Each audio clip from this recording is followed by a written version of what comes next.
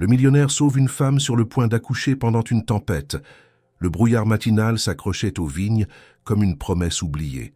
Antoine Marchand se tenait debout au milieu de ses rangs de merlots, les mains enfoncées dans les poches de sa veste cirée, le regard perdu quelque part entre les ceps tordus et l'horizon brumeux.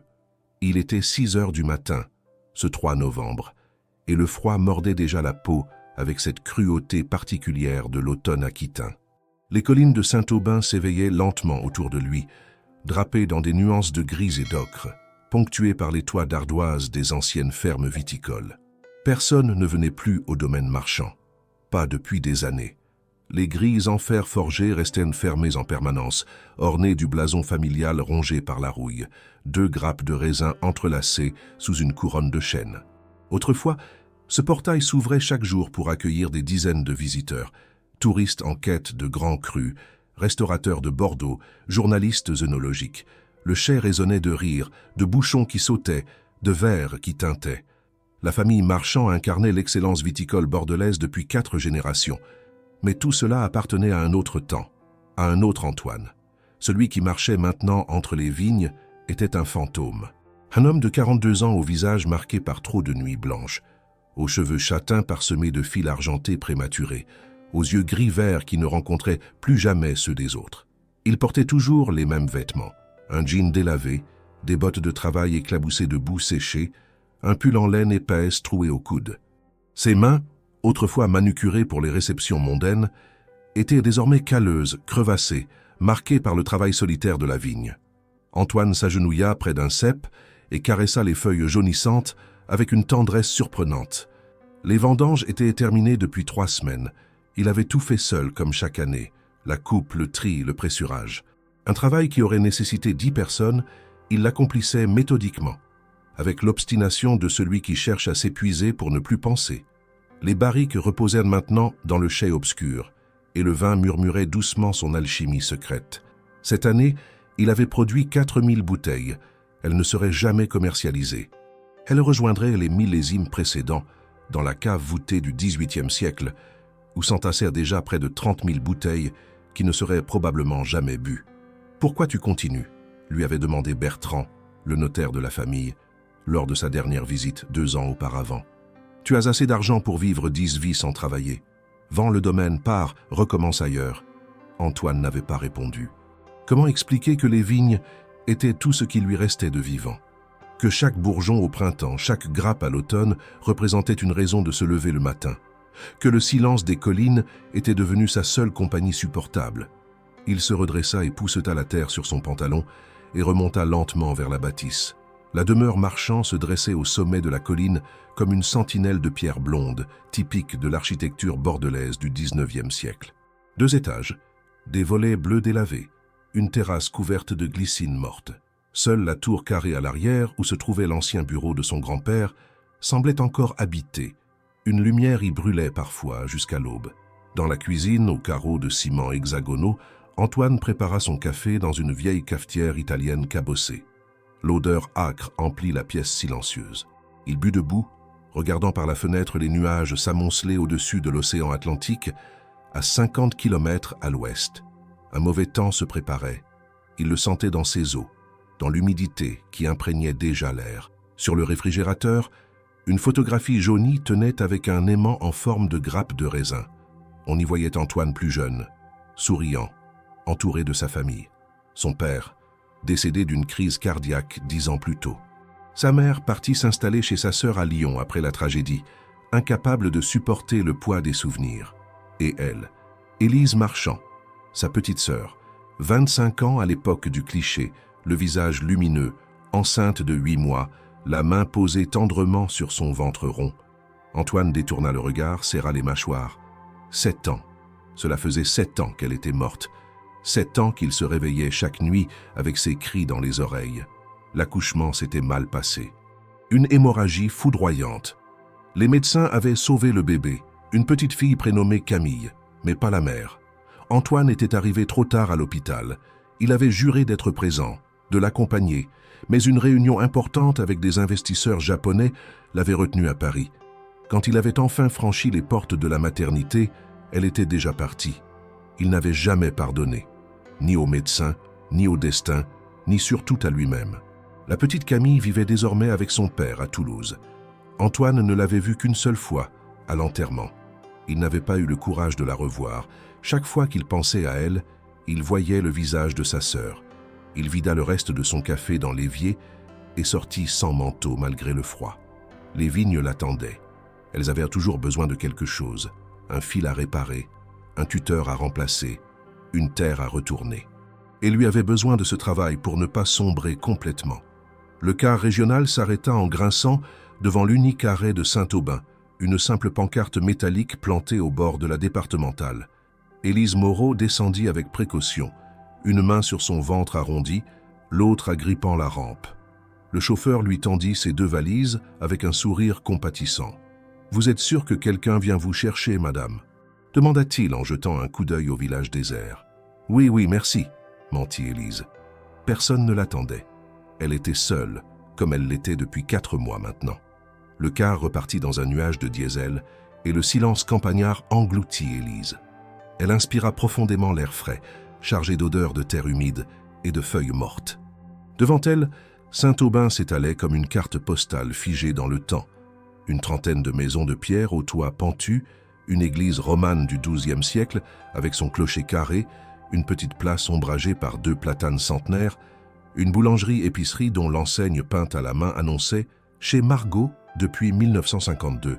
C'était exactement ce qu'elle cherchait, un endroit où personne ne la connaissait, où personne ne lui poserait de questions sur le père absent, sur ses choix, sur ses erreurs.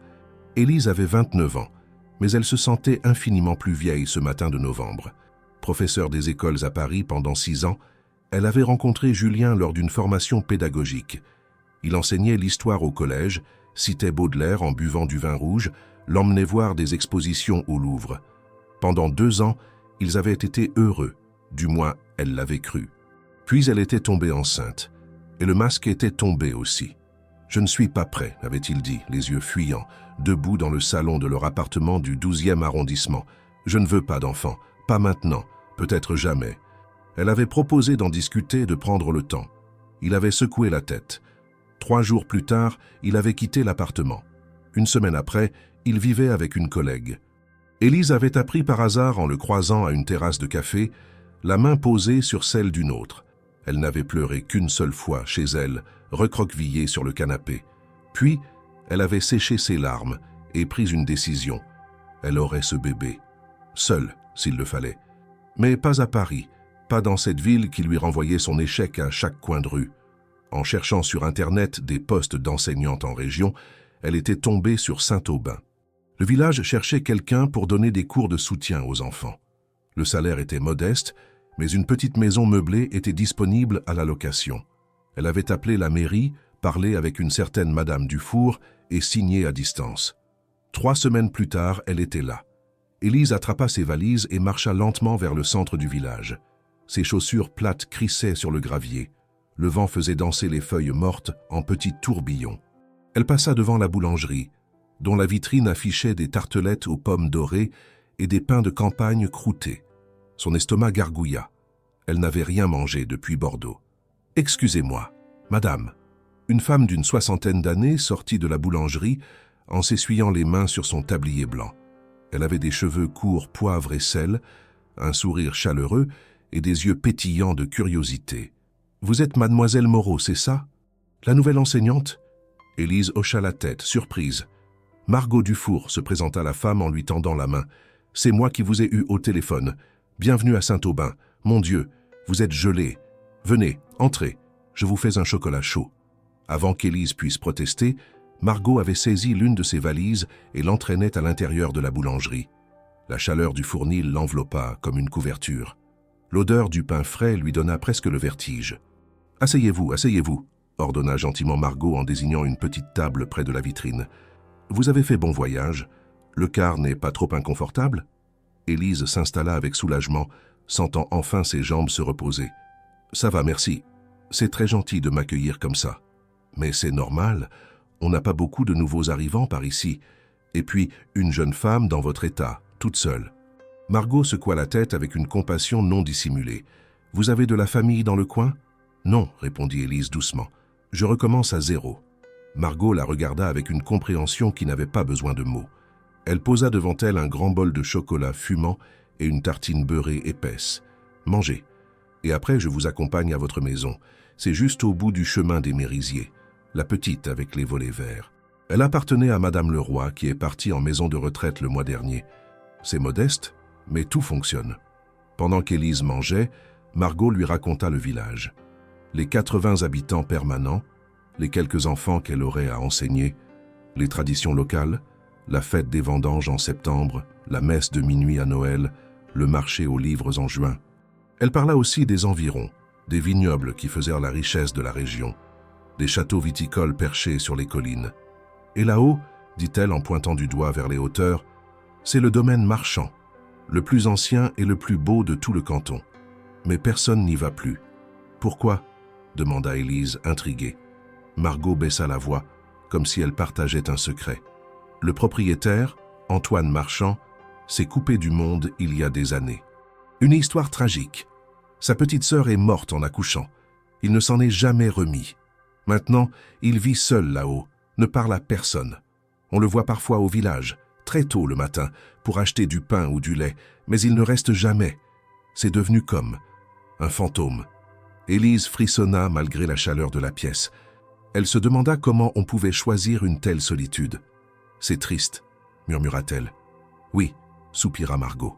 « Mais bon, chacun porte sa croix comme il peut, n'est-ce pas ?» La maison d'Élise était exactement ce qu'elle avait imaginé. Une petite bâtisse de pierre calcaire, 2 pièces au rez-de-chaussée, une chambre à l'étage sous les combles. Les volets verts avaient besoin d'une couche de peinture, mais le toit semblait solide. Un jardin sauvage l'entourait, envahi de ronces et de mauvaises herbes, mais avec un vieux cerisier au fond qui devait être magnifique au printemps. Margot l'aida à monter ses valises, alluma le chauffage, vérifia que l'eau coulait correctement. « Si vous avez besoin de quoi que ce soit, je suis à 2 pas. N'hésitez pas, d'accord ?» Élise la remercia avec émotion. Quand la porte se referma, elle resta immobile au milieu du salon, observant les poutres apparentes, le canapé défraîchi mais propre, la petite table en bois sous la fenêtre. Pour la première fois depuis des mois, elle ressentit quelque chose qui ressemblait à de l'apaisement. Elle posa la main sur son ventre. « On va s'en sortir », murmura-t-elle au bébé. « Toi et moi, on va construire quelque chose ici. » Les jours suivants s'installèrent dans une routine douce et rassurante. Élise déballa ses affaires, transforma la chambre du haut en nurserie improvisée, accrocha des rideaux blancs, disposa ses livres sur les étagères. Elle commença ses cours particuliers avec 3 enfants du village. Léa, 8 ans, timide et rêveuse. Hugo, 10 ans, turbulent mais attachant. Et la petite Chloé, 6 ans, qui dessinait des fleurs sur tous ses cahiers. Les parents payaient modestement, mais Élise ne cherchait pas la richesse. Elle voulait juste assez pour vivre, pour préparer l'arrivée du bébé. Elle acheta un berceau d'occasion chez un brocanteur de Bordeaux, tricota une couverture maladroitement, lut des dizaines de livres sur la maternité. Le soir, elle marchait dans le village désert, emmitouflée dans son manteau, écoutant le silence campagnard si différent du vacarme parisien.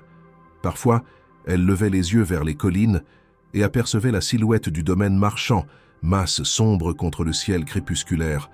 Elle pensait à cet homme solitaire, à sa tragédie, à cette solitude choisie. « On n'est peut-être pas si différents », se disait-elle. « Lui fuit les gens à cause de ce qu'il a perdu. Moi aussi, d'une certaine manière. » Un matin de mi-novembre, alors qu'Élise achetait son pain chez Margot, elle entendit parler de la météo. 2 hommes âgés, attablés près du comptoir, discutaient avec des mines inquiètes. « Ils annoncent une tempête pour dans quelques jours », disait l'un, un vieil homme au béret enfoncé sur le crâne. « Ça va taper fort, paraît-il. Vent à 120 km/h, pluie diluvienne. Faut pas traîner pour sécuriser les toits. »« Ouais, » renchérit l'autre. « La dernière fois qu'on a eu ça, c'était en 99.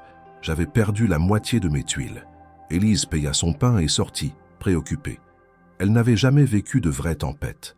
À Paris, c'était gérable. Quelques branches cassées, au pire des coupures d'électricité.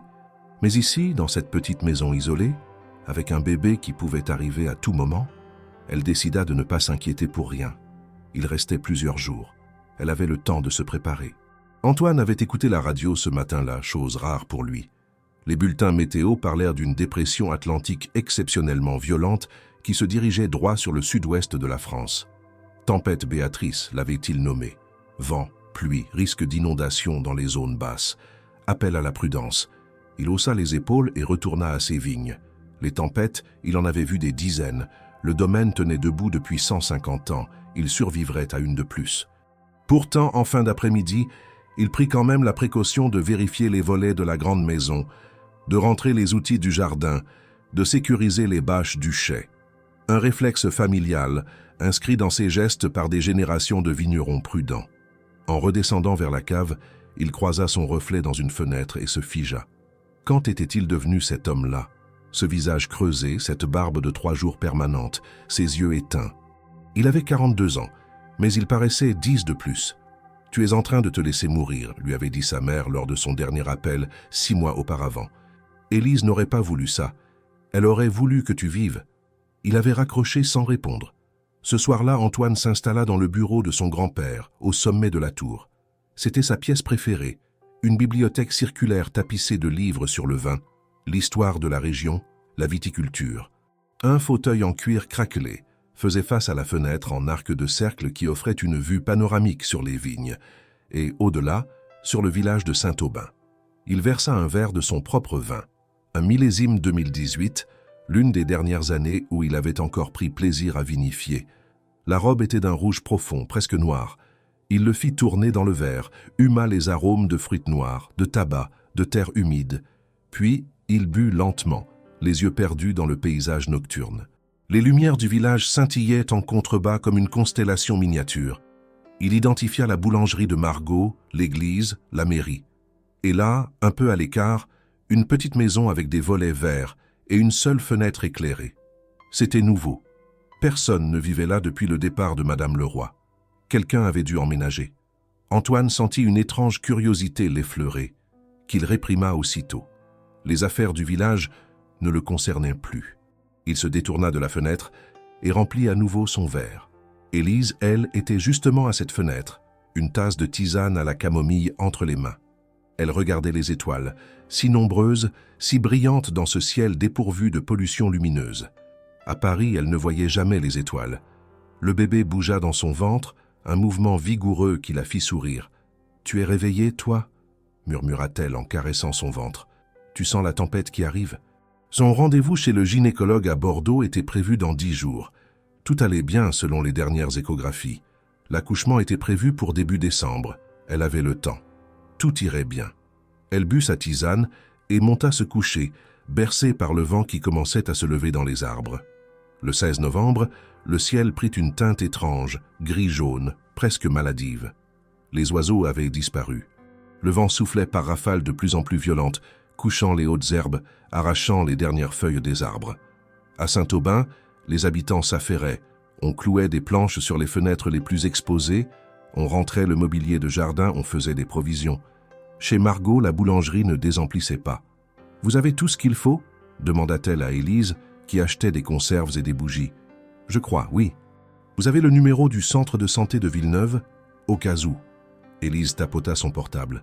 « Oui, ne vous inquiétez pas. » Mais dans les yeux de Margot, elle lut une inquiétude sincère. « Vous n'avez vraiment personne à appeler ?» Élise secoua la tête avec un sourire qu'elle espérait rassurant. « Ça ira, j'ai connu pire. » C'était faux. Elle n'avait jamais connu pire, mais elle refusait de montrer sa peur. En rentrant chez elle, elle croisa le facteur, M. Berthelot, un homme sec et nerveux qui distribuait le courrier à vélo depuis 30 ans. « Demain, il n'y aura pas de tournée, » lui dit-il en descendant de sa bicyclette. « Trop dangereux. Ça va secouer, mademoiselle. Vous restez bien au chaud chez vous, d'accord ?» Elle promit. La nuit du 16 au 17, Élise dormit mal.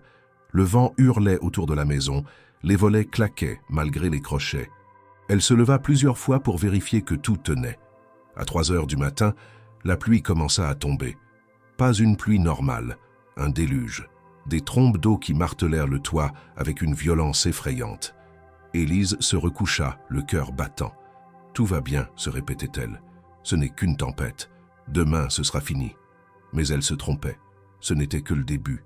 Antoine se réveilla à l'aube avec une sensation d'oppression dans la poitrine. La pluie tambourinait sur les tuiles comme une armée de tambours. Il enfila un pull et descendit à la cuisine. Pas d'électricité. La tempête avait déjà coupé les lignes. Il alluma une bougie, prépara du café sur le vieux réchaud à gaz. Par la fenêtre, il ne voyait qu'un rideau de pluie gris. Les vignes disparaissaient dans la brume. Le vent faisait gémir la charpente de la maison. Il but son café debout, contemplant le chaos dehors avec une étrange sérénité. Les tempêtes ne l'effrayaient pas. Rien ne l'effrayait plus vraiment. Vers midi, la radio à pile annonça que la situation empirait. Plusieurs routes étaient coupées. Les pompiers appelaient à ne se déplacer sous aucun prétexte. L'électricité ne serait pas rétablie avant plusieurs jours. Antoine vérifia ses stocks. Il avait assez de nourriture pour tenir une semaine, du bois pour la cheminée, de l'eau en bouteille. Il n'avait besoin de rien. Pourtant, dans l'après-midi, une impulsion étrange le poussa à grimper dans la tour. Il s'installa devant la fenêtre avec ses jumelles, scrutant le village en contrebas. Les rues étaient désertes. Quelques volets claquaient. La place principale commençait à se transformer en lac. Il balaya lentement le paysage et son regard s'arrêta sur la petite maison aux volets verts. De la fumée s'échappait de la cheminée. Quelqu'un était là, seul, probablement, comme lui. Il reposa les jumelles et se détourna. Qu'est-ce que ça pouvait bien lui faire? Élise, elle, commençait à paniquer. L'eau montait. Elle le voyait depuis la fenêtre. Le jardin se transformait en marécage, la route en rivière. Son portable captait par intermittence, puis plus du tout. Elle avait essayé d'appeler le centre de santé, Margot, n'importe qui. Rien ne passait. Et surtout, il y avait cette douleur. Cela avait commencé vers 15 heures. Une crampe qu'elle avait d'abord ignorée, puis une autre, 10 minutes plus tard, puis 5. Maintenant, elle venait toutes les 3 minutes. « Non », murmura-t-elle, une main sur son ventre, l'autre agrippée au dossier d'une chaise. « Non, non, pas maintenant. C'est trop tôt. » Mais son corps ne l'écoutait pas. Une contraction la plia en deux. Elle cria, tomba à genoux sur le carrelage froid de la cuisine. La douleur explosa dans son ventre, dans son dos, partout. Elle essaya de respirer comme on lui avait appris au cours de préparation à l'accouchement, mais la panique brouillait tout. Elle rampa jusqu'au salon, attrapa sa lampe torche. Dehors, il faisait presque noir, bien qu'il ne soit que 16 heures. La tempête avalait la lumière du jour. « De l'aide » halta-t-elle. « J'ai besoin d'aide. » Elle réussit à se hisser jusqu'à la porte d'entrée, l'ouvrit. Le vent s'engouffra avec une violence folle, trempant instantanément le sol. La pluie la gifla. Elle agita sa lampe torche vers le village, vers n'importe qui. Mais il n'y avait personne. Personne ne viendrait. Elle referma la porte en sanglotant et s'effondra contre le mur, sentant une nouvelle contraction monter comme une vague monstrueuse. C'est alors qu'au sommet de la colline, Antoine vit la lumière.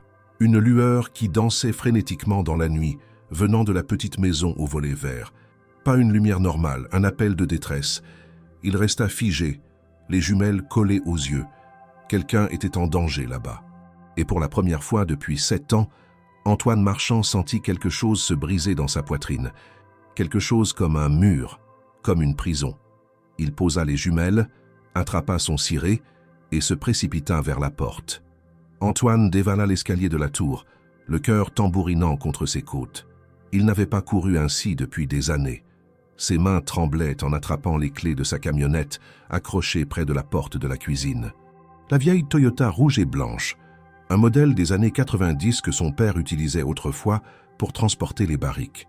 Elle n'avait pas roulé depuis 2 mois, mais le moteur était solide. Il enfila son ciré jaune, celui des vendanges, imperméable et renforcé, et glissa une lampe torche dans sa poche. Puis il s'arrêta net devant le miroir de l'entrée. Son reflet le fixait. Un homme hagard, des cheveux en bataille, une barbe de 3 jours. Un fantôme sur le point de sortir de son tombeau. « Qu'est-ce que tu fais » murmura-t-il à son image. La réponse vint d'elle-même, portée par une voix qu'il croyait avoir enterrée avec sa sœur. « Tu sauves quelqu'un, parce que tu n'as pas pu la sauver, elle. » Il serra les mâchoires et sortit dans la tempête. Le vent le frappa de plein fouet, manquant le renverser. La pluie tombait si fort qu'elle rebondissait sur le sol en gerbes argentées. Antoine se rua vers la camionnette garée sous la pentisse, monta à bord, tourna la clé. Le moteur toussa 1 fois, 2 fois, puis rugit. Les essuie-glaces battirent frénétiquement, mais ils arrivaient à peine à dégager le pare-brise. La route descendant vers le village était un torrent de boue. Les phares de la camionnette découpaient des cônes de lumière blafarde dans le déluge. Antoine avançait à 20 km/h, agrippé au volant, chaque muscle tendu. Les roues glissaient, accrochaient, glissaient encore. Un virage trop serré, une ornière trop profonde, et il basculerait dans le fossé. « Tiens bon !» gronda-t-il entre ses dents. « Tiens bon, bordel !» Il lui fallut 10 minutes pour parcourir ce qui prenait normalement 2 minutes. 10 minutes d'enfer, de crissement de pneus, de branches qui fouettaient la carrosserie. Quand il atteignit enfin la petite maison au volet vert, son cœur cognait si fort dans sa poitrine qu'il en avait mal. Il coupa le moteur, attrapa sa lampe torche et se jeta dehors. La tempête l'engloutit comme une gueule vivante. Il courut jusqu'à la porte d'entrée et frappa violemment. « Hé, il y a quelqu'un? Ouvrez !» Rien, juste le hurlement du vent. Il frappa encore, plus fort. « Ouvrez !» Puis il entendit un son, un gémissement, faible, étouffé. Sans réfléchir, Antoine poussa la porte. Elle n'était pas verrouillée. Il entra dans une obscurité presque totale, balaya l'espace avec sa torche. Le faisceau révéla un salon modeste, des livres éparpillés, une chaise renversée. Et là, recroquevillée contre le mur, une femme. Elle était jeune, trop jeune pour être dans cet état. Cheveux châtains foncés collés au visage par la sueur, yeux écarquillés de terreur, une main pressée contre son ventre énorme. Enceinte, très enceinte. Mon Dieu, souffla Antoine. Elle leva les yeux vers lui, et pendant une seconde, il crut qu'elle allait hurler. Puis une contraction la saisit, arqua son corps, et elle se mordit la lèvre jusqu'au sang pour ne pas crier. Antoine se jeta à genoux près d'elle. « Hé, hé, regardez-moi, ça va aller, je suis là pour vous aider. » « Le bébé, haleta-t-elle. Il arrive. Trop tôt. Vous avez appelé quelqu'un? Pas de réseau? Personne. » Sa voix se brisa. « J'ai peur. » Antoine sentit quelque chose basculer en lui. Cette peur dans ses yeux, il la connaissait. C'était celle de sa sœur dans les derniers instants. Cette terreur brute, animale, face à la mort qui rôde. « Non, » dit-il fermement, en posant sa main sur son épaule. « Vous n'allez pas avoir peur. Vous m'entendez? Je vais vous sortir d'ici. Il y a un centre de santé à Villeneuve, à 15 km. Je vous y emmène. La route, je la connais. Faites-moi confiance. » Il ne savait pas pourquoi il disait ça. Il ne faisait confiance à personne. Personne ne devrait lui faire confiance. Mais quelque chose dans cette situation, l'urgence, le danger, la vie qui se battait pour naître, avait allumé un feu qu'il croyait éteint. Il passa un bras sous ses épaules, l'autre sous ses genoux. « Je vais vous porter jusqu'à la camionnette. Ça va faire mal, mais il faut y aller maintenant. D'accord ?» Elle hocha la tête, les larmes mêlées à la pluie sur ses joues. Antoine la souleva. Elle était légère, trop légère pour une femme enceinte. Combien de temps n'avait-elle pas mangé correctement? Il ne posa pas la question. Il se concentra sur la porte, sur les 3 mètres à parcourir sous la tempête, sur la camionnette qui les attendait. Le vent les frappa comme un mur solide. Élise enfouit son visage contre la poitrine d'Antoine, tremblante. Il serra les dents et marcha, chaque pas un combat contre les éléments. La pluie les trempait, le vent les poussait, mais il tint bon. Il ouvrit la portière passager, installa Élise aussi délicatement que possible, boucla sa ceinture. Puis il courut de l'autre côté, monta au volant, claqua la portière. Le silence relatif de l'habitacle sembla irréel après le chaos extérieur. « Comment vous appelez-vous » demanda Antoine en redémarrant le moteur. « Élise » murmura-t-elle. « Élise Moreau. » Il se figea. « Élise, le prénom de sa sœur. »« Antoine » dit-il d'une voix rauque. « Antoine Marchand. » Elle le regarda, les yeux plissés par la douleur. « Vous êtes le propriétaire du domaine ?»« Oui, tout le monde dit. Que vous ne parlez à personne. » Un sourire amer étira les lèvres d'Antoine. « Apparemment, je fais des exceptions. Accrochez-vous. » Il passa la première et s'engagea sur la route noyée. La départementale vers Villeneuve était impraticable. Antoine le comprit dès le premier carrefour. Un arbre énorme barrait la route, ses racines arrachées pointant vers le ciel comme des doigts squelettiques. Des branches s'étaient emmêlées aux câbles électriques tombés, créant un enchevêtrement mortel. « Merde !» jura-t-il. Élise gémit à côté de lui, une nouvelle contraction la tordant. Il vit ses mains s'agripper au tableau de bord, les jointures blanches. « Combien de temps entre les contractions » demanda-t-il. « 2, 3 minutes » haleta-t-elle. Trop rapproché. Beaucoup trop rapproché. Le bébé n'attendrait pas. Il devait atteindre le centre de santé et vite. Antoine passa la marche arrière, fit demi-tour. Il connaissait un autre chemin, un passage que presque personne n'utilisait, une ancienne route forestière que les bûcherons empruntaient autrefois. Elle était étroite, dangereuse, surtout par ce temps. Mais c'était leur seule chance. Il bifurqua à gauche, quitta la route principale pour s'engager sur un chemin de terre. Les phares révélèrent une piste boueuse serpentant entre les arbres. La forêt se referma sur eux comme une gueule sombre. « Où on va » demanda Élise, la voix tremblante. « Raccourci » répondit Antoine. « Ça va secouer. » C'était un euphémisme. La camionnette tanguait comme un bateau dans la tempête, les roues glissant dans les ornières remplies d'eau. Des branches griffaient les vitres, le toit. Antoine conduisait à l'instinct, se fiant à des souvenirs d'enfance. Son père l'emmenant dans ses bois pour apprendre à reconnaître les essences d'arbres, les champignons, les traces d'animaux. « Parlez-moi » dit-il soudain. « Dites-moi n'importe quoi. Ne perdez pas conscience. » Élise respira difficilement. « Je suis professeur. » « Professeur de quoi ?»« Primaire. J'enseignais à Paris. Qu'est-ce qui vous a amené ici ?» Un long silence. Puis, dans un souffle, « Fuite !» Antoine ne demanda pas de précision. Il comprenait, lui aussi fuyait. Depuis 7 ans. La camionnette heurta une pierre, fit une embardée. Antoine contra le mouvement, les mains rivées au volant. La sueur coulait dans son dos malgré le froid. « Vous avez de la famille ?» demanda Élise, tentant visiblement de garder l'esprit clair. « Non, plus maintenant. Moi non plus. » Ils échangèrent un regard. Dans la pénombre de l'habitacle, éclairé par la lueur fantomatique du tableau de bord, ils ressemblaient à 2 naufragés sur le même radeau. « Le bébé » murmura Antoine. « Vous savez si c'est un garçon ou une fille ?»« Non, je voulais. La surprise. Vous avez choisi un prénom ? Lucas, si c'est un garçon. Anaïs, si. » Elle se coupa net, le visage tordu par une nouvelle vague de douleur. Cette fois, elle cria. Un cri déchirant, viscéral. Antoine écrasa l'accélérateur. La camionnette bondit en avant, projetant des gerbes de boue. Il ne pouvait pas s'arrêter. Il ne pouvait pas la perdre. Pas elle. Pas comme sa sœur. Un flashback frappa Antoine avec la violence d'un coup de poing. L'hôpital, les néons blancs, l'odeur de désinfectant. Il courait dans le couloir, son portable encore à la main. Cet appel qui avait tout changé. « Monsieur Marchand, votre sœur, il y a des complications. Venez vite. » Il avait pris le premier TGV de Paris, les doigts crispés sur l'accoudoir pendant tout le trajet. 2h30 qui avaient semblé durer une éternité. Quand il était arrivé à la maternité de Bordeaux, le médecin l'avait intercepté devant la chambre. « Je suis désolé. Nous avons fait tout notre possible. L'hémorragie était trop massive. Elle a perdu trop de sang. Nous avons sauvé le bébé, mais... » Antoine était entré dans la chambre. Sa petite sœur était là, pâle comme de la cire, les yeux fermés. Elle avait l'air de dormir. Il avait pris sa main, encore tiède, et s'était effondré en pleurs à côté du lit. « Pardon » avait-il sangloté. « Pardon, pardon, pardon. J'aurais dû être là, j'aurais dû... » « Attention !» Le cri d'Élise le ramena brutalement au présent. Un cerf surgissait devant eux, les yeux affolés dans la lumière des phares.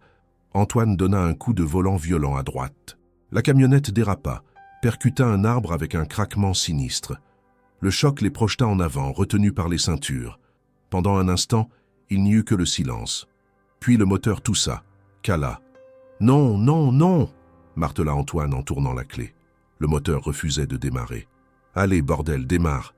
Élise gémissait à côté de lui, les 2 mains sur son ventre. « Ça vient. Le bébé. » La panique monta dans la gorge d'Antoine. Ils étaient bloqués, au milieu de nulle part. Avec une femme sur le point d'accoucher. Il tourna la clé encore et encore. À la 5e tentative, le moteur toussa, hoqueta, puis rugit. Antoine faillit pleurer de soulagement. « On y est presque !»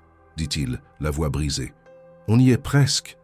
Il passa la marche arrière, dégagea la camionnette de l'arbre. L'aile avant était enfoncée, mais les roues tournaient. C'était tout ce qui comptait. Ils reprirent la route. 10 minutes plus tard, Antoine vit la structure. La vieille pont de pierre qui enjambait la rivière Artigues, un affluent de la Garonne. En temps normal, c'était un ruisseau tranquille. Ce soir, c'était un torrent déchaîné, et le pont était en train de céder. Antoine stoppa la camionnette à 20 mètres, les phares braqués sur la structure. Des morceaux de parapet s'étaient effondrés dans l'eau noire. Le tablier de pierre oscillait sous la pression du courant. Un panneau orangé, à moitié arraché, clignotait. Danger. Interdit. On ne peut pas passer, souffla Élise, les yeux exorbités. Antoine observa la scène. Derrière eux, la route était coupée. Devant, cette pont qui pouvait s'effondrer à tout moment. Et à côté de lui, une femme dont le bébé essayait de naître. Il pensa à sa sœur, à ce qu'il n'avait pas pu faire. Puis il pensa à Élise, cette femme qu'il ne connaissait pas il y a 1 heure, mais pour laquelle il était prêt à tout risquer. « On passe, dit-il. Vous êtes fou. Je sais. » Il enclencha la première, prit une grande inspiration. « Fermez les yeux. »« Quoi, non, je... »« Fermez les yeux. » Elle obéit. Antoine appuya sur l'accélérateur. La camionnette s'élança. Les pneus mordirent le tablier de pierre. Antoine sentit immédiatement la structure bouger sous le poids du véhicule. Des craquements sinistres résonnèrent, couverts à peine par le rugissement de la rivière en crue. 10 mètres. La pont oscillait.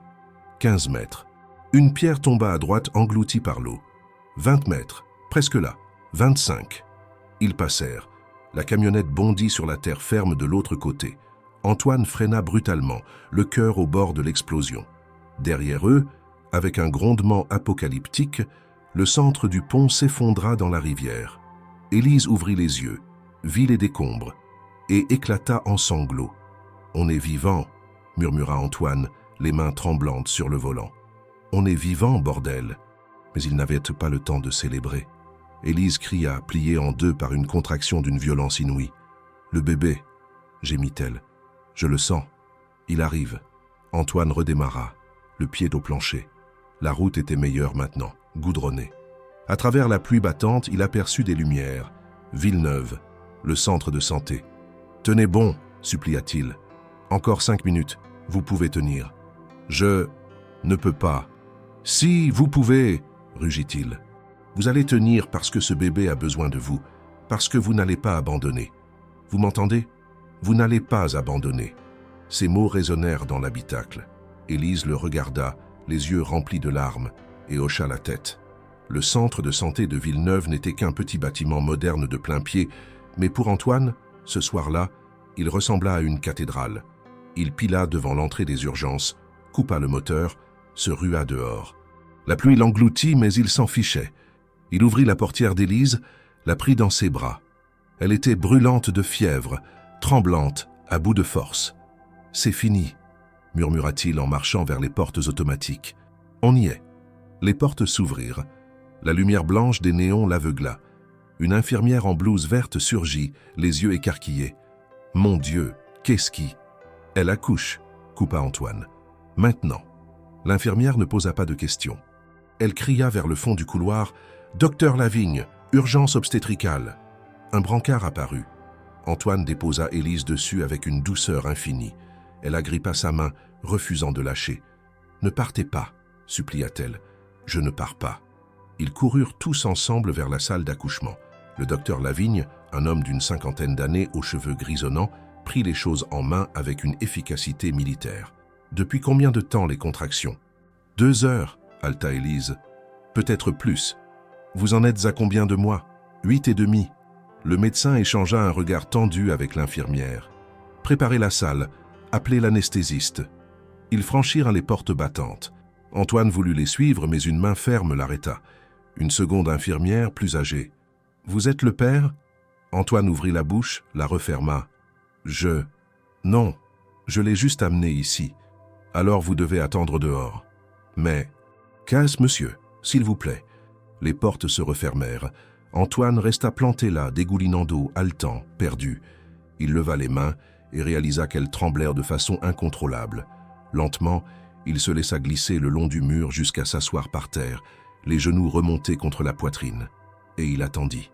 Le temps devint une substance étrange, visqueuse, interminable. Antoine fixait l'horloge murale. 19h47, 19h52, 20h03. Chaque minute durait une éternité. Le couloir était presque désert. Quelques personnes passaient, une aide-soignante poussant un chariot de médicaments, un vieil homme en pyjama rayé qui cherchait les toilettes. Personne ne prêtait attention à cet homme trempé, recroquevillé contre le mur, qui ressemblait à un naufragé échoué. À 20h30, le docteur Lavigne sortit. Antoine bondit sur ses pieds. « Comment va-t-elle » Le médecin avait l'air fatigué. « Il y a des complications. Le bébé est en siège. Nous essayons de le retourner, mais... » Il secoua la tête. « Les prochaines heures vont être critiques, pour elle comme pour l'enfant. » Le sol sembla se dérober sous Antoine. « Elle va survivre ? Nous faisons tout notre possible. » Ce n'était pas une réponse. C'était exactement ce qu'on lui avait dit pour sa sœur. « Non, » murmura Antoine. « Non, pas encore. Pas elle. » Le médecin posa une main sur son épaule. « Vous devriez vous asseoir, boire quelque chose. Ça va être long. » Il repartit derrière les portes. Antoine s'effondra sur une chaise en plastique. Il enfouit son visage dans ses mains et, pour la première fois depuis cette nuit terrible d'il y a 7 ans, il pria. Il ne savait pas à qui. Il avait cessé de croire en Dieu le jour où sa sœur était morte. Mais il pria quand même. « S'il te plaît, ne la prends pas. Elle ne mérite pas ça. Ce bébé ne mérite pas ça. Je ferai n'importe quoi, mais laisse-la vivre. » Une infirmière passa, le reconnut. « Vous êtes monsieur Marchand, non, le propriétaire du domaine ?» Il leva la tête. « Oui. Mon père travaillait pour votre famille, autrefois. Je ne vous ai jamais vu ici, au village. Je ne sors pas beaucoup. » Elle sourit doucement. « Ce soir, vous êtes sorti pour sauver quelqu'un. C'est bien. » Elle s'éloigna. Antoine resta assis, les coudes sur les genoux, fixant le sol. Des souvenirs affluaient. Sa sœur enfant courant dans les vignes, riant aux éclats. Sa sœur adolescente, lui confiant ses premiers chagrins d'amour. Sa sœur enceinte, radieuse, lui disant « Tu vas être oncle, Antoine. Tu te rends compte ?» Il n'avait jamais été oncle. Il avait fui cette responsabilité, cette petite Camille qui lui rappelait trop sa perte. Mais ce soir, quelque chose avait changé.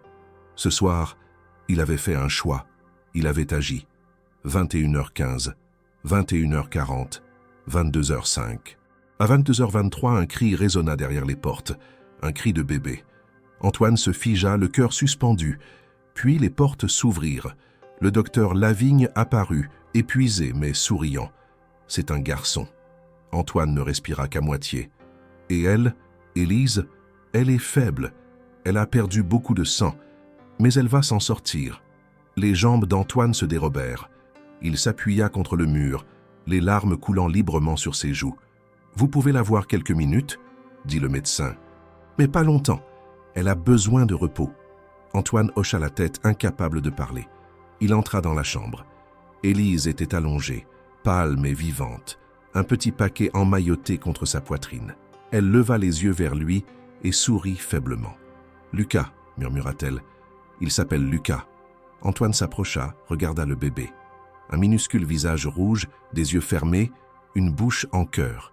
Vivant, bien vivant. « Il est parfait » souffla Antoine. « Grâce à vous. » Élise tendit une main tremblante vers lui. « Vous m'avez sauvé la vie. » Antoine prit sa main, la serra doucement. « Non, vous m'avez sauvé, tous les deux. » Dehors, la tempête commençait enfin à faiblir. La pluie se changeait en bruine. Le vent s'apaisait. Et dans cette petite chambre, sous la lumière douce des lampes, Antoine Marchand sentit quelque chose qu'il n'avait plus ressenti depuis 7 ans. L'espoir. Antoine ne rentra pas au domaine cette nuit-là. Il s'endormit dans la salle d'attente, recroquevillé sur 2 chaises inconfortables, son ciré roulé en boule sous la tête. Quand l'aube se leva, grise et mouillée, il se réveilla avec des courbatures dans tout le corps et un vide étrange dans la poitrine, comme si quelque chose qu'il portait depuis des années s'était enfin détaché. La tempête était passée. Par les fenêtres du centre de santé, il voyait un paysage dévasté. Branches cassées jonchant les trottoirs, gouttières arrachées, tuiles éparpillées. Mais le ciel commençait à s'éclaircir. Des lambeaux de bleu perçaient entre les nuages. Une infirmière, celle de la veille qui avait reconnu son nom, lui apporta un café et un croissant. « Vous devriez rentrer chez vous, monsieur Marchand. Vous reposez. »« Comment va-t-elle ?»« Stable. Elle dort. Le bébé aussi. Ils vont bien, tous les deux. » Antoine but son café d'un trait brûlant, sans vraiment le sentir. « Je peux les voir ?» L'infirmière hésita, puis sourit. 5 minutes, pas plus. Il entra dans la chambre sur la pointe des pieds. Élise dormait, les cheveux étalés sur l'oreiller blanc, le visage encore marqué par l'épreuve mais apaisé. À côté du lit, dans un berceau transparent, Lucas dormait emmailloté dans une couverture bleue. Antoine s'approcha fasciné par ce minuscule être humain qui respirait doucement, les poings serrés, les paupières closes. « Il est beau, n'est-ce pas ?» La voix d'Élise le fit sursauter. Elle avait ouvert les yeux et le regardait avec une expression indéchiffrable. « Pardon, » murmura Antoine, « je ne voulais pas vous réveiller. Vous êtes resté ? » Oui, je voulais être sûr que tout allait bien. » Élise tendit une main vers lui. Antoine la prit, surpris par ce geste de confiance. « Je ne vous ai même pas remercié correctement. Vous m'avez sauvé la vie. Vous nous avez sauvés. N'importe qui aurait fait la même chose. » « Non. » Son regard se fit intense. « Pas n'importe qui. Margot m'avait dit que vous ne parliez plus à personne, que vous viviez comme un fantôme. Et pourtant, vous êtes venu. Pourquoi ?» Antoine resta silencieux un long moment. Comment expliquer? Comment mettre des mots sur cette impulsion qu'il avait arrachée à 7 ans de solitude? « Ma sœur s'appelait Élise, dit-il finalement. Elle est morte en accouchant. Il y a 7 ans. Je n'ai pas pu être là pour elle. Je n'ai pas pu la sauver. » Il releva les yeux vers elle. « Peut-être que je n'ai pas pu sauver ma sœur, mais je pouvais vous sauver, vous. » Élise pressa sa main, les larmes aux yeux. « Je suis désolé. Pour votre sœur. Moi aussi. » Lucas émit un petit son, un gazouillis léger. Ils se tournèrent tous deux vers lui et sourirent. « Vous voulez le prendre ?» demanda Élise. Antoine recula d'un pas. « Je ne sais pas. Je n'ai jamais. Allez-y, il ne mord pas. Pas encore, en tout cas. » Avec des gestes maladroits, Antoine souleva le bébé. Lucas ouvrit les yeux, 2 minuscules billes sombres, et le regarda. Antoine sentit quelque chose se briser définitivement dans sa poitrine. Toutes les murailles qu'il avait construites, tous les remparts contre la douleur, s'effondrèrent d'un coup. Il tint Lucas contre lui et pleura. Élise ne dit rien. Elle le laissa pleurer, ces larmes qu'il retenait depuis trop longtemps. 3 jours plus tard, Antoine ramena Élise et Lucas au village. Le centre de santé les avait gardés en observation. Lucas était légèrement prématuré et Élise devait se remettre de l'accouchement difficile. Mais le docteur Lavigne les avait finalement autorisés à sortir, avec une liste de recommandations et de rendez-vous de suivi. « Vous avez quelqu'un pour vous aider ?» avait-il demandé à Élise. Elle avait regardé Antoine. Il avait hoché la tête. Elle ne sera pas seule. La camionnette cabossée, Antoine avait fait réparer l'aile avant et changer un pneu, roulait lentement sur la route nettoyée. Les équipes municipales avaient dégagé les arbres tombés, rebouché les ornières les plus dangereuses. Le paysage portait encore les stigmates de la tempête, champs inondés, toits endommagés, poteaux électriques arrachés. Mais la vie reprenait. « C'est étrange, » murmura Élise. Lucas endormi contre sa poitrine. « Il y a 1 semaine, j'étais seul, terrifié, sans personne à qui parler. Et maintenant vous avez un fils et un voisin encombrant. » Elle rit doucement. « Vous n'êtes pas encombrant, vous êtes. » Elle chercha le mot juste. « Vous êtes un miracle. » Antoine garda les yeux sur la route, mais un sourire discret étira ses lèvres.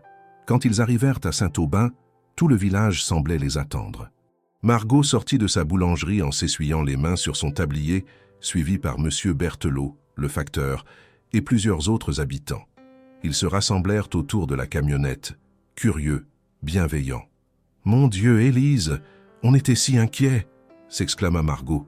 « On a essayé d'appeler, de venir, mais les routes, et quand on a appris que c'était Monsieur Marchand qui vous avait emmené. » Tous les regards se tournèrent vers Antoine, qui se raidit imperceptiblement. Il n'avait pas l'habitude d'être le centre de l'attention. « Vous êtes un héros, Monsieur Marchand, » dit Madame Duchamp, l'institutrice à la retraite. « Vous avez risqué votre vie. » Non. J'ai juste fait ce qu'il fallait faire. » Modeste, en plus, sourit Monsieur Berthelot. « On peut voir le petit ?» Élise leur montra Lucas, et une vague d'attendrissement parcourut le groupe. Les femmes s'extasièrent. Les hommes hochèrent la tête avec ce mélange de fierté et d'émotion que suscitent les nouveau-nés. Antoine resta en retrait, mal à l'aise. Il avait passé 7 ans à éviter exactement ce genre de situation. Les interactions, les conversations, les attentes sociales. Mais quelque chose avait changé. Quelque chose dans la façon dont les villageois le regardaient maintenant. Ce n'était plus de la pitié, ni de la curiosité malsaine. C'était du respect. De la chaleur même. Margot s'approcha de lui. Vous avez fait une belle chose, monsieur Marchand. Votre père aurait été fier. Antoine déglutit avec difficulté. Merci, Margot. Vous venez toujours chercher votre pain à 6 heures du matin? Oui. Alors maintenant, vous resterez prendre un café. Ça vous fera du bien de parler un peu. Ce n'était pas vraiment une question. Antoine hocha la tête. Les jours suivants établirent une routine étrange. Antoine passait chaque matin chez Élise, apportant du pain frais, du lait, parfois des provisions qu'il achetait à Bordeaux. Il vérifiait que le chauffage fonctionnait, que les volets tenaient bon, que tout allait bien. Puis il repartait vers son domaine, vers ses vignes, vers sa solitude habituelle. Mais cette solitude avait un goût différent maintenant. Elle n'était plus un refuge, elle était devenue une cage. Un après-midi, alors qu'il taillait des cèpes sous un ciel gris de novembre, Antoine sentit quelque chose céder en lui.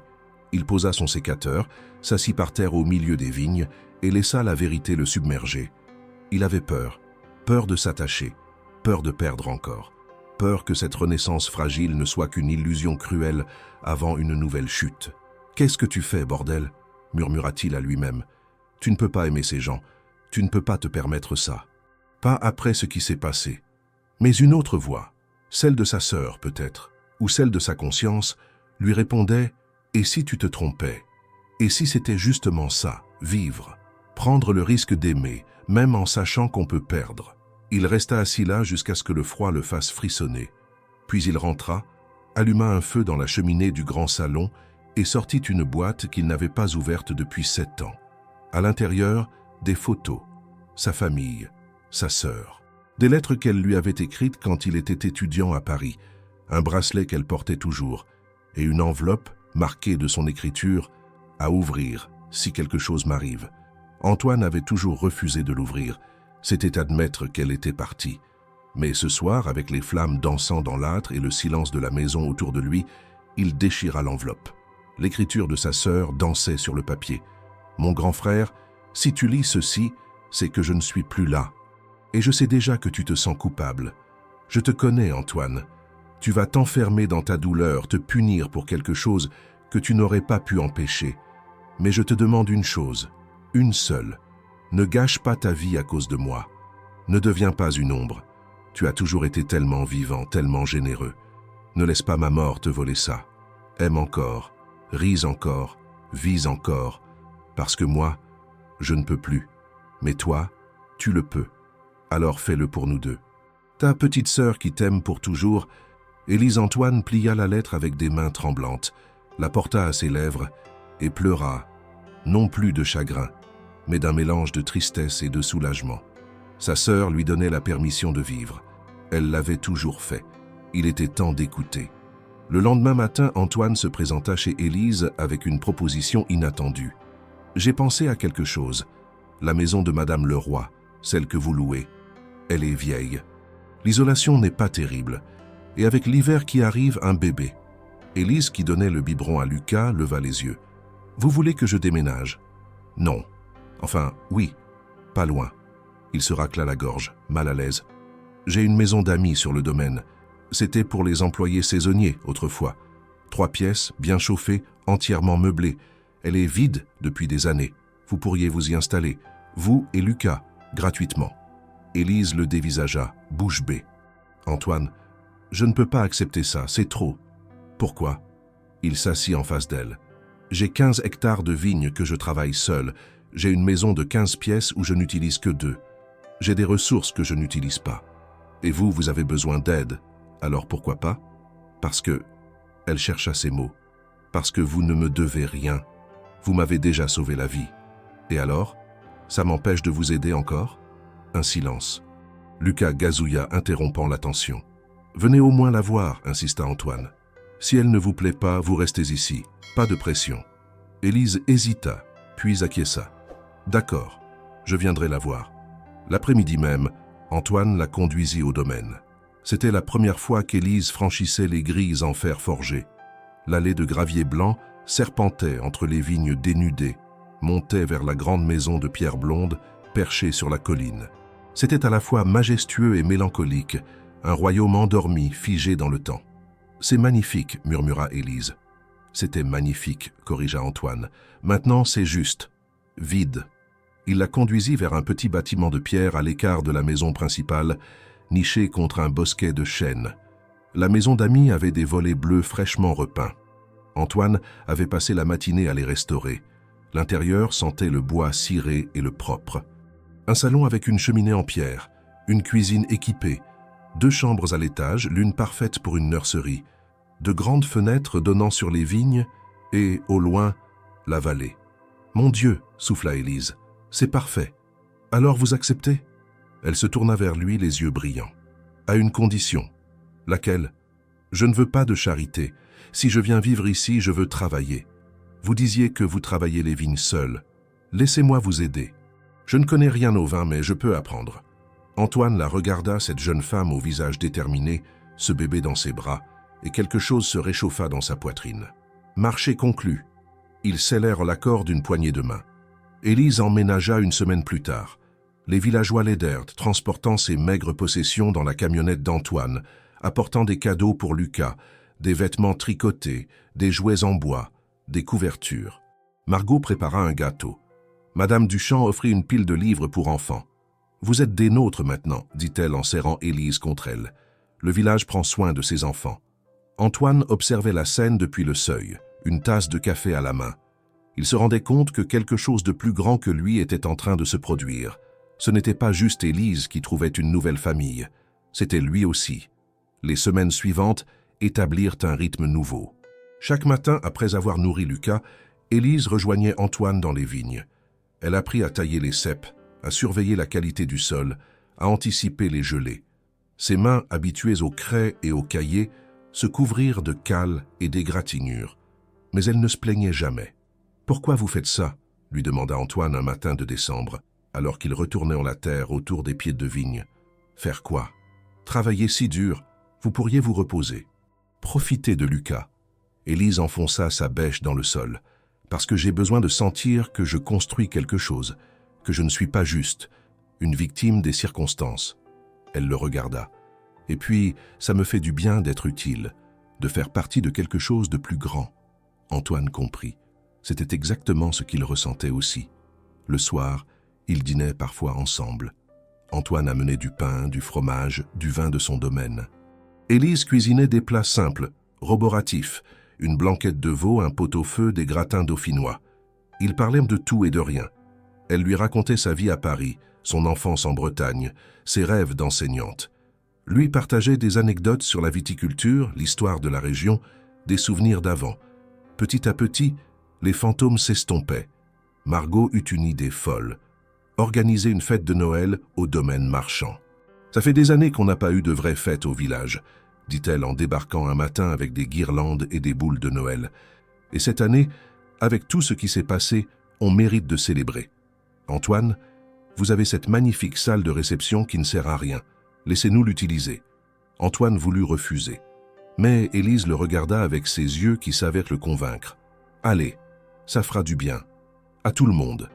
À vous aussi. » Il capitula. Le 23 décembre, le domaine marchand s'éveilla pour la première fois depuis 7 ans. Les villageois affluèrent, apportant des plats, des décorations, de la bonne humeur. Monsieur Berthelot installa un sapin énorme dans la grande salle. Les enfants accrochèrent des étoiles dorées aux branches. Margot orchestrait tout avec l'efficacité d'un général. Antoine regardait tout cela depuis le seuil, les bras croisés, un sourire étrange sur les lèvres. Sa maison vivait à nouveau. Elle résonnait de rires, de conversations, de chants de Noël. « Vous regrettez ?»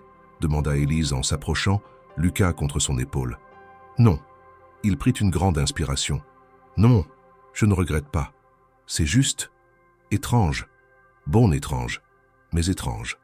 Vous vous y ferez. » Le soir du réveillon, toute la population de Saint-Aubin se rassembla dans la salle de réception. Une longue table croulait sous les plats. Foie gras, saumon fumé, huîtres, dinde farcie, bûches de Noël. Le vin coulait, celui d'Antoine, ouvert pour la première fois depuis des années. Les gens portèrent des toasts, racontèrent des histoires, riaient. À un moment, Margot frappa son verre avec une cuillère pour réclamer le silence. « Je voudrais dire quelque chose », annonça-t-elle debout au bout de la table. « Cette année a été difficile. La tempête nous a rappelé que la nature est puissante, imprévisible. Mais elle nous a aussi rappelé quelque chose d'autre, que nous sommes plus forts ensemble. Elle se tourna vers Antoine. « Monsieur Marchand, vous nous avez manqué pendant toutes ces années, mais ce soir vous êtes de retour parmi nous, et ça, c'est le plus beau cadeau de Noël qu'on pouvait recevoir. » Des applaudissements éclatèrent. Antoine, gêné, hocha la tête en guise de remerciement. Puis Élise se leva à son tour. « Je voudrais aussi dire quelque chose. » Elle prit Lucas dans ses bras. « Il y a 2 mois, j'étais seul, terrifié, sans espoir. Aujourd'hui, je suis entouré. J'ai un fils magnifique. J'ai un toit au-dessus de ma tête. J'ai des amis. » Elle regarda Antoine. « Et j'ai quelqu'un qui m'a montré que même dans les tempêtes les plus violentes, il y a toujours une lumière. » Antoine sentit sa gorge se serrer.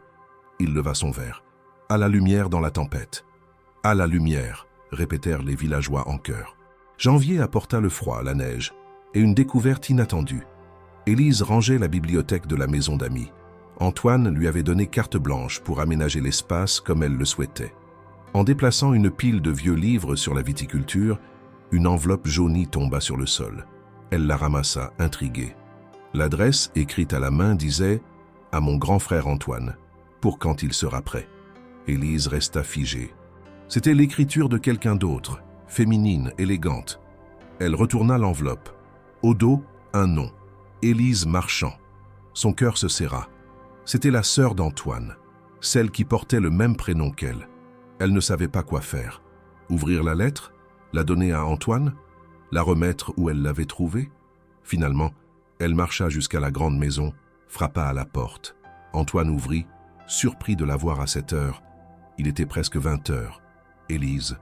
Quelque chose ne va pas. Lucas. Lucas va bien. Elle tendit l'enveloppe. J'ai trouvé ça dans la bibliothèque. C'est de votre sœur. Antoine pâlit. Il prit l'enveloppe comme si c'était une relique sacrée. Vous la connaissiez? Demanda-t-il d'une voix rauque. Non, mais on porte le même prénom. Antoine hocha lentement la tête. Entrez, s'il vous plaît. Ils s'assirent dans le salon, devant la cheminée. Antoine contempla l'enveloppe un long moment avant de l'ouvrir. À l'intérieur, plusieurs feuillets couverts d'écriture. Il lut en silence, et Élise vit des larmes couler sur ses joues. Quand il eut fini, il lui tendit la lettre. « Lisez ». Élise hésita, puis prit les feuillets. « Mon Antoine, si tu lis ceci, c'est que tu as enfin ouvert ton cœur à nouveau. C'est que tu as laissé quelqu'un entrer dans cette forteresse que tu construis autour de toi. Je veux que tu saches quelque chose. Je n'ai jamais eu peur de mourir. J'avais peur pour toi. Peur que tu te perdes dans la culpabilité, que tu passes le reste de ta vie à te punir pour quelque chose qui n'était la faute de personne. Mais je crois en toi. Je crois que tu trouveras le chemin du retour, peut-être à travers quelqu'un d'autre, peut-être à travers un acte de courage, peut-être à travers l'amour. Quand ça arrivera, et ça arrivera, ne combats pas, ne t'enfuis pas. Accepte-le comme le cadeau qu'il est. La vie continue, mon frère, même après la tempête, surtout après la tempête. Vis pour moi, aime pour moi, sois heureux pour moi. Ta petite sœur, Élise, replia la lettre avec des mains tremblantes. Les mots résonnaient en elle comme une prophétie accomplie. Elle savait, murmura Antoine, elle savait que j'aurais besoin d'entendre ça. Elle vous aimait beaucoup. Oui, il essuya ses yeux. Et je pense qu'elle aurait été heureuse de savoir que c'est une autre Élise qui m'a sauvé. Ils restèrent assis là, en silence, regardant les flammes danser dans l'âtre. Dehors, la neige tombait doucement, couvrant les vignes d'un manteau blanc. Mars arriva avec les premiers bourgeons. Les vignes se réveillaient, les oiseaux revenaient, la terre sentait l'humidité et la promesse. Lucas avait 4 mois maintenant, un bébé potelé aux grands yeux curieux qui gazouillait joyeusement quand Antoine le prenait dans ses bras. Antoine avait changé. Physiquement d'abord, il s'était rasé, avait coupé ses cheveux, portait des vêtements propres, mais surtout intérieurement. Le poids qu'il portait depuis 7 ans s'était allégé. Il souriait plus, parlait plus, vivait plus. Un matin, il proposa quelque chose d'inattendu à Élise. Et si on rouvrait le domaine? Elle leva les yeux de la vigne qu'elle taillait. Comment ça? Aux visiteurs, aux touristes, comme avant. Des dégustations, des visites guidées, peut-être même des événements. On a des milliers de bouteilles en cave qui ne demandent qu'à être bues. On a un endroit magnifique. Pourquoi le garder fermé? Élise sourit lentement. Vous êtes sûr? Non, mais je pense qu'il est temps. Alors faisons-le. Ils travaillèrent ensemble pendant des semaines. Nettoyèrent les chais, restaurèrent les salles de dégustation, réparèrent les panneaux indicateurs le long de la route. Margot les aida à créer des affiches. Monsieur Berthelot distribua des flyers dans les villages voisins. En mai, le domaine marchand rouvrit officiellement ses portes. La première journée, une vingtaine de visiteurs vinrent, des couples de Bordeaux, des touristes anglais, des amateurs de vin curieux. Antoine les accueillit avec une aisance qu'il croyait avoir perdue. Il leur fit visiter les vignes, expliqua les cépages, raconta l'histoire de la famille. Dans la salle de dégustation, il versa des verres de ces millésimes oubliés. « C'est excellent », dit un homme en costume, les yeux brillants d'admiration. « Pourquoi ce vin n'est-il pas commercialisé ?»« Il le sera maintenant », répondit Antoine avec un sourire. À la fin de la journée, épuisé mais heureux, Antoine s'assit sur la terrasse avec Élise. Lucas dormait dans son couffin entre eux. Le soleil descendait sur les vignes, teintant tout d'or et de pourpre. « On a réussi », murmura Élise. « Oui, on a réussi. » Il tendit la main vers elle. Elle la prit. « Merci, » dit-il simplement. « De quoi ? De m'avoir ramené à la vie. » Élise serra sa main. « Merci de m'avoir sauvé. On s'est sauvés mutuellement. » Ils restèrent assis là, main dans la main, regardant le soleil se coucher sur leur nouvelle vie. Novembre revint, avec ses brumes et ses vendanges. Mais cette année, le domaine marchand résonnait de rires et d'activités. Une équipe de 10 vendangeurs travaillait les vignes, des groupes de touristes venaient chaque week-end. Le vin marchand commençait à être reconnu dans les guides œnologiques. Antoine se tenait au sommet de la colline, regardant l'effervescence en contrebas. Élise montait vers lui, Lucas dans les bras, un petit garçon d'1 an maintenant, qui marchait en titubant et babillait des mots approximatifs. « Regarde, Lucas !» dit-elle en pointant vers les vignes. « C'est là que pousse le raisin. »« Aisin !» répéta Lucas en tapant des mains. Antoine rit et prit le petit garçon dans ses bras. Lucas agrippa sa chemise et posa sa tête sur son épaule avec une confiance absolue. « Tu sais, dit Élise doucement, les gens du village parlent. Ils parlent toujours. Ils disent qu'on forme une belle famille. Vous, moi, Lucas. » Antoine la regarda. Dans la lumière dorée de novembre, elle était radieuse. Ses cheveux brillaient, ses yeux pétillaient. Elle n'était plus la femme terrifiée de la tempête. Elle était devenue quelqu'un de fort, de confiant. « Et qu'est-ce que tu en penses ?» demanda-t-il doucement. « Je pense. » Elle fit un pas vers lui. « Je pense qu'ils ont raison. » Ils restèrent ainsi, tous les trois, regardant les vignes s'étendre jusqu'à l'horizon. Une famille reconstruite sur les ruines de la tempête. Un amour né du courage et de la confiance. Lucas tendit la main vers un papillon qui passait. « Oli !»« Joli !» corrigea Élise en riant. « Oli !» insista Lucas. Antoine l'embrassa sur le front. « Tu as raison, bonhomme. Tout est joli, tout est parfait. » Et pour la première fois depuis 7 ans, il le pensait vraiment. La fête des vendanges battait son plein au domaine marchand. Des centaines de personnes s'étaient rassemblées, villageois, touristes, professionnels du vin. Des tables croulaient sous les spécialités régionales.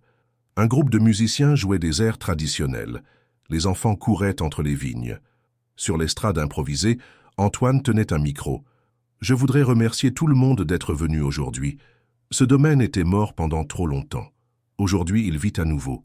Et c'est grâce à vous, à chacun d'entre vous. » Des applaudissements éclatèrent. « Mais surtout, » continua-t-il, le regard cherchant Élise dans la foule, « c'est grâce à quelqu'un qui m'a appris qu'il n'est jamais trop tard pour recommencer. Que les tempêtes peuvent détruire, mais qu'elles peuvent aussi révéler ce qui compte vraiment. » Élise, tenant Lucas par la main, maintenant un petit garçon de 2 ans et demi aux cheveux bouclés, souriait, les joues rouges d'émotion. Antoine descendit de l'estrade et marcha vers eux. Il s'agenouilla devant Lucas. « Hé, bonhomme, tu veux m'aider avec quelque chose ?» Lucas hocha vigoureusement la tête. Antoine sortit une petite boîte de sa poche, l'ouvrit. À l'intérieur, une bague ancienne, celle de sa grand-mère, transmise de génération en génération. Il la tendit à Lucas. « Tu peux la donner à maman ?» Les yeux de Lucas s'écarquillèrent. Il prit la bague avec précaution et la tendit vers Élise. « Aman. » Élise porta une main à sa bouche, les larmes aux yeux. Antoine se redressa, prit la bague des petites mains de Lucas et se tourna vers Élise. « Je ne suis pas doué pour les grands discours. Mais je sais une chose. Ma vie a commencé le soir où je t'ai trouvé. Où je vous ai trouvés, tous les deux. Tu m'as sauvé autant que je t'ai sauvé. Peut-être plus. Il prit sa main. Alors, Élise Moreau, accepterais-tu de devenir Élise Marchand? Elle ne répondit pas tout de suite. Elle regardait l'homme devant elle, celui qui avait émergé de l'ombre, qui avait appris à aimer à nouveau, qui était devenu le père que Lucas n'avait jamais eu. « Oui », murmura-t-elle. Puis, plus fort, « Oui, 1000 fois, oui ». Antoine passa la bague à son doigt et l'embrassa sous les acclamations de la foule. Lucas, ne comprenant pas vraiment mais sentant la joie ambiante, tapa des mains en criant « Ah oui, ah oui !» Margot pleurait dans son tablier. Monsieur Berthelot ouvrait une bouteille de champagne. Les musiciens entamèrent une valse. Et sur les collines de Saint-Aubin, le domaine Marchand brillait dans la lumière d'automne, vivant, vibrant, renaissant. La tempête était loin derrière eux. Devant, il n'y avait que l'avenir.